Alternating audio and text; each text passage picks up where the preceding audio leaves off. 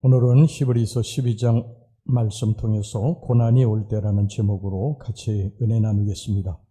인생은 광야입니다. 뜻하지 않은 많은 환난과 시험이 옵니다. 이 환난이라고 하는 것은 예고하고 오지 않습니다. 오늘까지는 평탄하고 아무 일 없었는데 오늘 밤에 사고의 연락이 오고 또 병들었다는 연락이 오고 안 됐다고 하는 연락이 옵니다.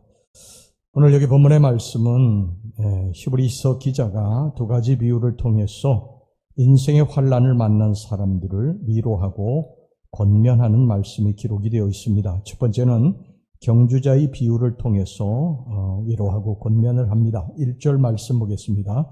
이러므로 우리에게 구름같이 둘러싼 허다한 증인들이 있으니 모든 무거운 것과 얽매이기 쉬운 죄를 벗어버리고 인내로서 우리 앞에 당한 경주를 하며.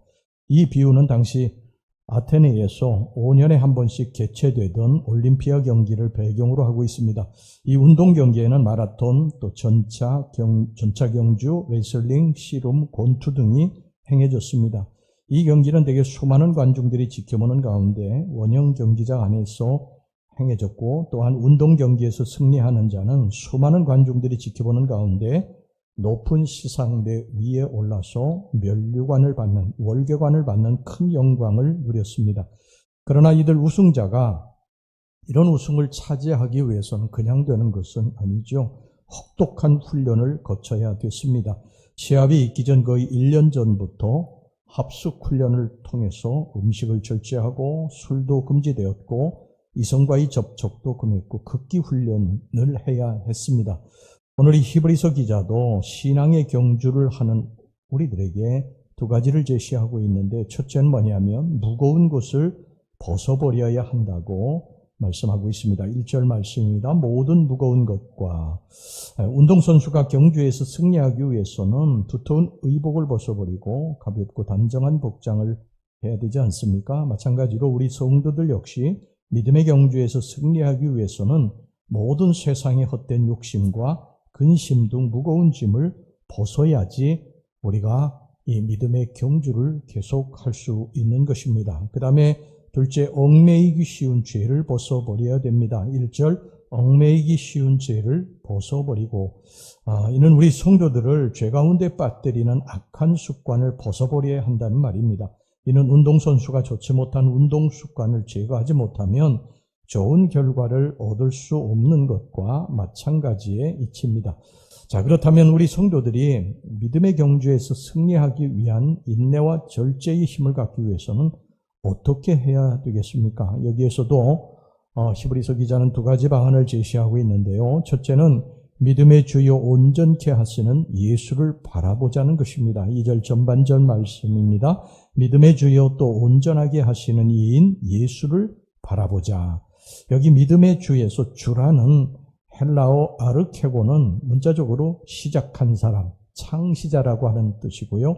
그리고 온전케 하는 자라는 이 텔레이오테는 직역하면 끝마치는 사람, 즉 완성자라고 하는 의미입니다. 그리고 바라보다는 시선을 다른 곳에 두어 두리번거리지 않고 오직 한 곳에 집중해서 뚫어지게 쳐다보는 것을 말합니다. 우리 성도가 환난과 시험을 이기며 인내하기 위해서는 오직 예수 그리스도 그분 한 분에게만 우리들의 모든 마음과 생각을 집중해야 됩니다. 세상 것을 두리번거리고 가끔 주님을 한 번씩 쳐다보는 것 가지고는 이 신앙의 경주를 결코 우리가 할 수 없고 끝까지 인내하면서 종착점까지 갈 수 없는 것입니다. 자, 그 다음에 둘째 방안은요, 적대자들의 대적과 회방 가운데서도 끊임없이 인내하신 예수 그리스도를 생각하라는 것입니다. 3절 말씀, 너희가 피곤하여 낙심하지 않기 위하여 죄인들이 이같이 자기에게 거역한 일을 참으신 일을 생각하라. 주님은 태어나셔서 돌아가실 때까지 정말 수많은 사람들의 핍박과 회방을 받았습니다. 그러나 그때마다 인내하시고 또 인내하시고 참아내셨습니다. 3절에 피곤하여 낙심한다는 말은 운동 경기에서 경기가 끝나고 땅에 앉아서 다리를 뻗고 쉬는 행동을 나타내는 표현입니다. 피곤하다고 다리 뻗고 쉬면 신앙의 경주에서 결코 이길 수 없습니다. 우리가 긴장의 끈을 놓지 말아야 됩니다. 이만큼 했으니, 이 정도 했으니까 됐다. 이렇게 생각할 때 이미 우리는 무너질 수 있다는 사실을 우리는 항상 명심해야 됩니다. 결승선까지, 결승의 마지막에 이 테이프를 끊을 때까지, 그리스도의 재림이 이르기까지 우리는 끊임없이 믿음의 푯대를 향해서 쉬지 않고 바른박질해야 됩니다. 이것이 신앙의 경주를 하는 우리에게 반드시 필요한 방안입니다. 그 다음에 이제 두 번째 비유는 부자간의 비유입니다. 이 부자간의 비유를 통해서 우리 인생의 환난을 만난 사람들을 위로하고 권면합니다. 7절에서부터 9절까지입니다. 너희가 참음은 징계를 받기 위함이라. 하나님의 아들과 같이 너희를 대우하시나니 어찌 아버지가 징계하지 않는 아들이 있으리요. 징계는 다 받는 것이거늘 너희에게 없으면 사생자요 친아들이 아니니라. 또 우리 육신의 아버지가 우리를 징계하여도 공경하였거든 하물며 우리 모든 영의 아버지께 더욱 복종하며 살려하지 않겠느냐.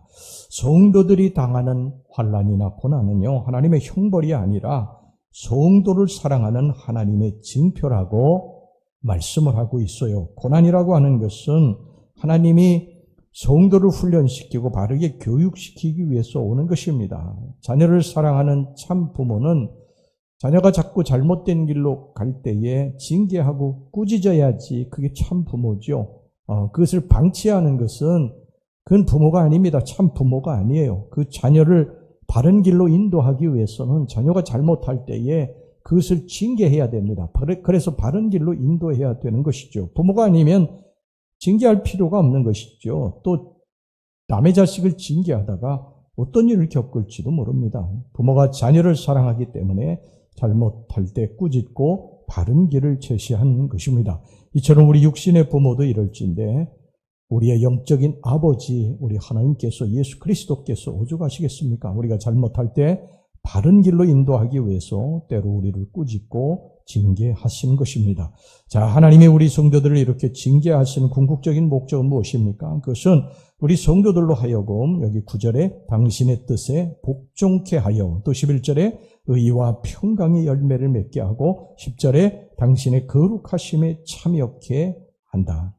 여기에 목적이 있다는 것입니다. 그러니까 예수님의 형상을 닮아가게 만들어요. 하나님의 백성으로서의 품격을 지키는 그런 아름다운 모습으로 바꾸어 가시기 위해서 우리를 때로 징계하시고 우리를 때로 심판도 하신다고 하는 것입니다. 고난을 기뻐하는 사람은 없죠.